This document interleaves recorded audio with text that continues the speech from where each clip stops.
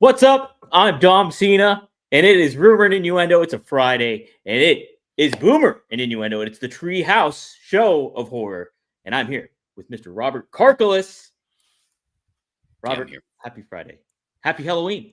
Yeah, happy Halloween. The closest you're getting is I put these sunglasses on because they were sitting on this little table here, and it almost looks like I'm dressed in some capacity for Halloween. Yeah. You Oh, I look see like you got a whole thing. By the way, Boomer and Innuendo makes us sound even older than we are. I realized that too when I Um, made the pun.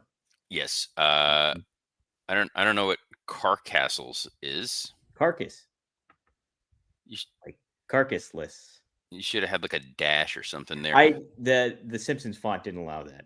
I like it. And Thanks. Doom D'Angelo is what I say every time I send audio your Hmm. way and hoping that it's going to get posted. But let's say hi to the fine folks joining us here live around the world on this beautiful Halloween. E says, "Was Yes, up tomorrow? Marcus retains the IWC High Stakes Championship." that's a fact, Jack. It's gonna Sure. Alt happen. Jake says, "My favorite one ever is Willie as Freddy Krueger." That has one of my favorite non sequitur Simpsons lines possibly ever, which is I don't like the idea of Milhouse having two spaghetti day meals in 1 week. I don't know why. And don't touch Willie. Good advice. Jeff Henninger says, "Happy Halloween, R&I. I'm dressed as an employee trying to watch R&I during lunch." Ooh, creative. I get it. Look, I'm dressed as an employee trying to record R&I during my lunch break. I'm dressed as a And non-employee trying to say goodbye to everybody because it's my farewell tour. you're leaving the show? Way to tell me. No, I'm John Uh, Cena. Dom oh, Cena. oh, okay. Dre Owens says, "Happy Halloween, R&I." With that WrestleMania promo, do we think Cody is the next Heyman guy? No. Would that be a good move, though? No, because you don't, with him, you don't need it. Mm-hmm. Because if Cody were to turn heel, he can tell that story entirely on his own. Paul Heyman is great as a mouthpiece. Mm-hmm. Obviously, yes, when he was with CM Punk, Punk can talk on his own. You don't need Paul Heyman to do that. Um, I just think that it's you don't really. I don't think you need it for the Cody situation because if Cody were to turn heel, the crowd's going to take that journey with just Cody. True. True. Mm-hmm. Yeah, that's a good Steve point. Chambers says, "What's up, guys? Happy Halloween, Wrestling Old Head. Happy Halloween, R&I." And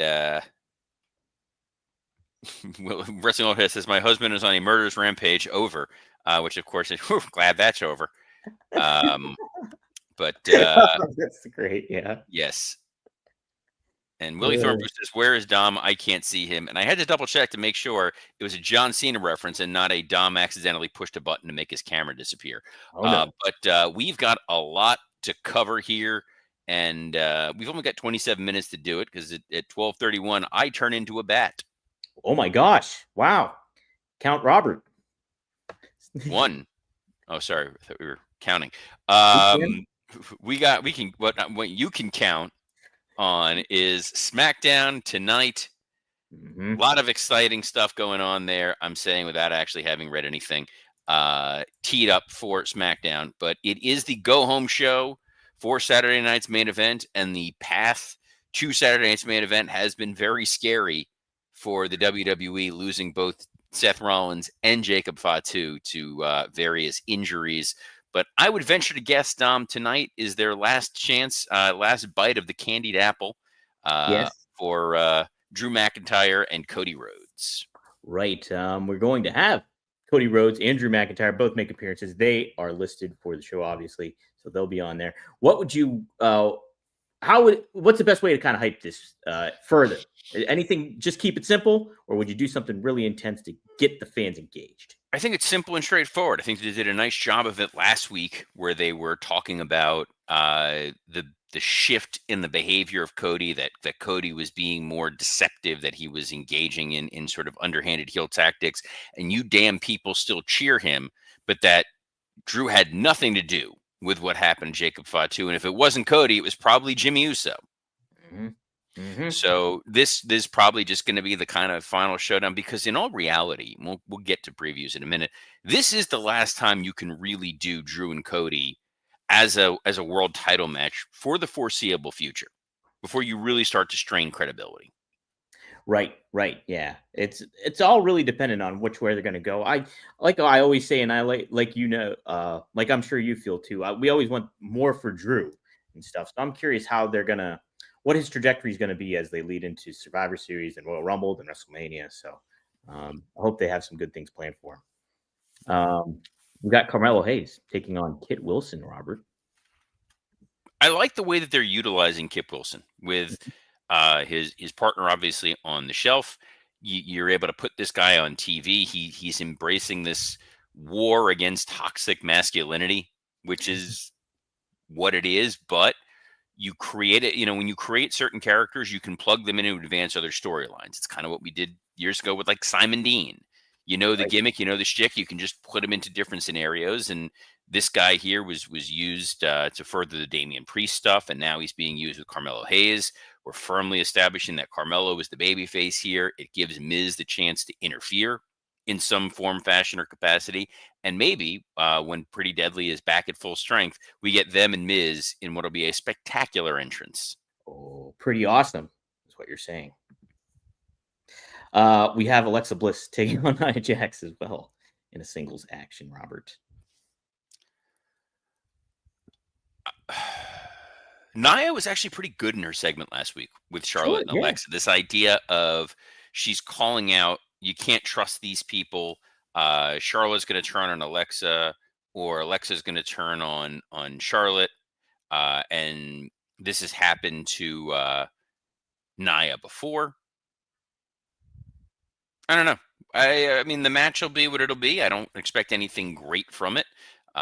It's going to be Indiana Jones running away from the boulder for most of that match, That's a and fun story to tell, though. Like it's like David versus Goliath kind of aspect. So I like it. You could do something kind of fun with it. I think. We'll have Jade Cargill. She's speaking too, Robert, tonight. What do you want her to say? that she's finally cast in the right role. Well, Jade Cargill is naturally a heel, Hmm. so as a character, as a person, I'm sure she's lovely. Um, she's not someone that the audience really wants to cheer. She's somebody that the audience wants to be able to boo. She can go out there and give that "I'm better than you" sort of promo. This is her chance to do the why I did it. We kind of know why she did it. She's got that cool looking scar. Again, it's just setting up the table for Saturday night's main event. Sure. We'll touch that here in a Wrestling Old second. Head says, "I'm somewhere where I don't know where I am. It may be. Do you see towels? If you see towels, you may be in the linen closet. Is that a Simpsons You reference? don't want to play this game, Wrestling Old Head. This could be the rest of this is My literally just goodness. Simpsons references from Treehouse of Horrors. Man, it was great back in the day. It really was. Yes, it Um, was. well, Saturday night's main event. Will it be great this Is weekend? that all they got for SmackDown? That's all they have listed, man. That's it. Well, we know that there's probably going to be an Ilya Dragunov open challenge. I would venture Sure. to guess. Um, the nice thing is that there's enough interconnected stories that'll probably be, if I had to venture to guess, a video package from Aleister Black and Zelina Vega talking about Damian Priest, something spooky, Yeah. snakes, what have you. They've been teeing up this MFTs versus the world. So obviously last week they messed with Ray Phoenix and Nakamura. They're also engaged in something with the Wyatts, and it's Halloween, so we may get some spooky ass Wyatt related nonsense. Yeah. Hey, could Ilya Dragunov's opponent be the Boogeyman? No, No. Hmm. no, that would just be scary for ratings and safety. You just brought the dude back. Come on. Steve Chambers says, be perfect for Oba to debut in the main roster wrestling Dragunov in an open challenge. My hesitation with Oba Femi debuting in that capacity is, number one, you don't want to beat Dragunov this quickly. And Sure. then you don't want to beat Oba Femi this quickly. And if Mhm. Oba Femi is on SmackDown, he's kind of eating Jacob Fatu's lunch a little bit. You have a big, brooding, brute monster who's tearing through the roster. You don't necessarily have that same equivalency on Raw. You put Obafemi on Raw and you get him in there with Rusev and you get him in there with Sheamus. Those are really fun matches. Yes. Yeah, I'm more for him going to Raw than anything else. And Obafemi chasing Dom is quite fun. Oh, But that that would be a good depends one. if Dom retains. But we have to preview Saturday night's main event, Dom. So That's we'll right. see if your non-union Mexican equivalent gets to retain. Let's see what happens. It is Saturday night's main event. It will be hailing from Salt Lake City, Utah. And Boy, what a wrestling town that is. big time, big All time. the great matches in Salt Lake City. We all remember when Steve Austin drove a water truck into the arena. Milk was still a little controversial for that back then. And we may hear some real foul language in this show, like "dang" and "gosh darn it." Gee whiz. Whoa, Dom, come on, man. We got Sorry. sponsors. We can't be using that kind of foul language. But if you want your lady to be using some foul language, let's talk about Blue Chew. Boom. I love that now with the reflection, you can see that I'm reading the copy on the glasses. Guys, whether it's Halloween or otherwise, you're entering the room dick first. Blue Chew isn't just a tablet, it's a cheat code for your crotch. Stronger, harder, and longer lasting, like someone gave your downstairs a pep talk and a gym membership. Blue Chew is the original brand offering chewable tablets for better sex. Give her a trick and a treat this Halloween. And we've got a special deal for our listeners. As always, get your first month of Blue Chew free. Just use promo code RUMOR at checkout, pay $5 shipping. That's it. Join Blue Chew's mission to upgrade humanity one thrust at a time. Head to BlueChew.com for more details and important safety information. And we thank Blue Chew for sponsoring this Boomer and Innuendo episode of Rumor and Innuendo. Yes, Treehouse show of horror. All right, Robert. It's Saturday's main event. And we will have CM Punk versus Jey Uso for the now vacant World Heavyweight Championship. You got to build, dude. You got to start with the lesser matches and get to the only match that actually matters. Begging. I'm friggin' begging. Let's challenge ourselves today, Robert. It's a Friday. Let's make it happen. What do you think about this match? Well, there's one of three outcomes. Okay. Either Jey Uso is winning the world title, CM Punk is winning the world title, or Braun Breaker and Bronson Reed show up, destroy everybody. The title is held in abeyance, and there must be some sort of specially gimmick match to determine who the world champion is. It's unfortunate for the WWE that they announced Survivor Series as a War Games match, because Survivor Series was the first place that they had the Elimination Chamber. And it really feels like they are keenly positioned for an Elimination Chamber match. Wow, that's a great point, man. So what's your prediction, though? Do you think they're going to go that route, or are they going to straight up have Jey or Punk win the title on Saturday? Sorry? What's your prediction then? Do you think it's going to be Jey and Punk winning the title straight up, or do you think there will be some tomfoolery? I would venture to guess that there's probably going to be a definitive winner. I think that they need a path forward to start building. And Survivor Series is going to probably be a War Games match, so you can kind of maneuver from this to something else. But either Jey Uso is going to win, probably not clean. Either it's Braun Breaker and Bronson Reed try to interfere, and they kind of wind up like Harry and Lloyd, like Home Alone, and something gets runs afoul, and Jey Uso wins. What probably makes a little bit more sense is the possibility that LA Knight comes out there to try to intervene, and his intervening costs Punk the match. And now you've got Punk and LA Knight off doing their own thing, and Jey Uso can act like he won this thing on his own and continue that somewhat heel turn.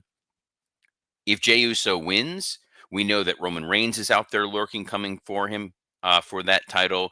We also know that Gunther is teed up to be returning, and Gunther's the guy who's taken this title off of him. Each one is done at 1-1, so there's the possibility for a rubber match there. If Punk wins, it's fine. It's kind of an unspectacular win, because then you immediately kind of have to go to CM Punk versus Braun Breaker. Yeah. I think though I'm predicting Punk's going to win, just because you need to get some momentum going here as you lead into Survivor Series and WrestleMania season ultimately. And I think if you put it on Jey, you're kind of going to get the same thing that you got last time, where, even just from a visual aspect of it all. So I think, it's unfortunate Seth got hurt and you're maybe telling a story there, but ultimately put the title on Punk so it feels like a big deal. So that's my prediction. We got Cody Rhodes. We got Drew McIntyre. and they got the WWE Championship on the line for this one. Robert, any chance Drew McIntyre wins this? Is there a chance? Sure. Is it going to happen? No. I think because you're getting a new champion for the World Heavyweight title, there's no reason to take the title off of Cody. It's Hmm. pretty early into this run. Um, the question is sort of how, because if Cody just beats Drew, where does Drew go from here? If this ends because of some sort of chicanery or outside nonsense, maybe we're moving towards what's going to happen at War Games. Maybe the MFTs show up and they all attack Cody. Maybe they tee up something on SmackDown tonight that's going to help telegraph it. Maybe this is where Randy Orton returns and reveals that he attacked Jacob Fatu and he did it for The Rock. Ooh, okay. All right. Yeah, I'm with you though. I think Cody retains, obviously. So that's my prediction as well. Um, Tiffany Stratton, she's defending her WWE Women's Championship against Jade Cargill, the freshly turned Jade Cargill. Do you put the title on Jade on Saturday, Robert? I think this is a match where you can get away with a non-finish. I think you can do a double count out, you can do DQ, you can do something where Jade is a nefarious heel and stays a nefarious heel, and you set up a rematch at Survivor Series. So there'll probably be a men's War Games match. There'll probably be a women's War Games match. Tiffany Stratton versus Jade Cargill with some sort of stipulation feels like a strong enough singles match for Survivor Series. Absolutely, yeah. And you want to keep both these women strong, especially Jade after this heel turn. So I can't imagine her taking a loss, even if there's like some uh, tomfoolery outside of the ring or whatever. But yes, I think I'm with you on that one. I'm with you on that one too. And finally, Robert, it's Dominic Mysterio versus Penta versus Rusev for that Intercontinental Championship. There's no reason to take the title off of Dom. A triple threat match means that there's no disqualification, so you can absolutely have Los Grande Americanos interfere in some capacity to go after these guys. Um, there's a lot of other options for Dom going forward, and there's been some rumors about him taking on your doppelganger John Cena. Easy for me Hey, to say.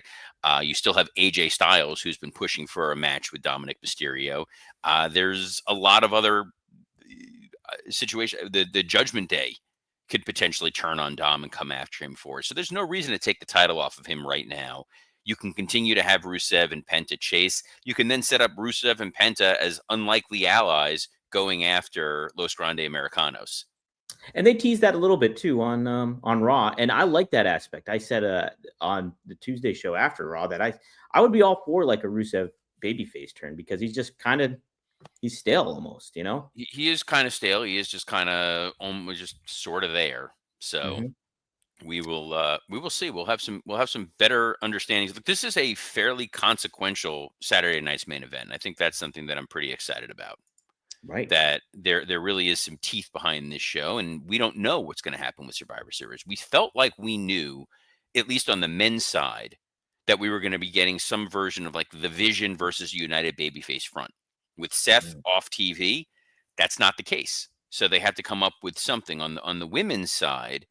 It feels like something with Rhea and Io and now Charlotte and Alexa and a player to be named later going after the Kabuki Warriors and some other folks.